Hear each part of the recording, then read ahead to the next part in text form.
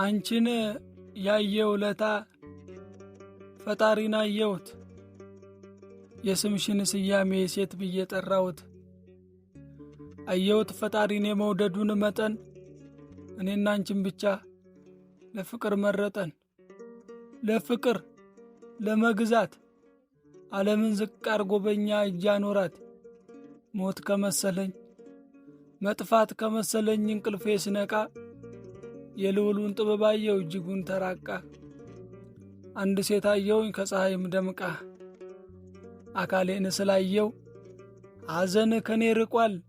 አንቺንስ ሲፈጥርሽ አምላክ ተጠንቅቋል።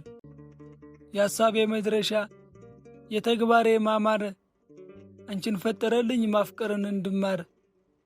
ከመላእክት ይልቅ የምታበረችኝ ለእኔ እንደኔ ሆናልኝ ያገኘው አንቺን ነው አንቺን ነው ከዓለም ያተረፍኩት። አንቺን ያየው ለታ ፈጣሪን አየሁት። ፍቅር መግቦቱን እጅግ መጨነቁን ለፈጠረው ፍጥረት፣ አጋዥ የለውምና ልፍጠርለት ማለት። መፍጠሩ ወደ እኔ ማምጣቱ፣ የአምላክ እንክብካቤው ፍቅሩ መበርታቱ፣ ለፈጠረው ፍጥረት እንደሚያስብለት ማስተማር ያረገሽ፣ እኔን አስመስሎ ባሪያው ፈጠረሽ። እውነትም ሴት ልጅ ነሽ። ገጣሚ ገብረ ሥላሴ ናታኒም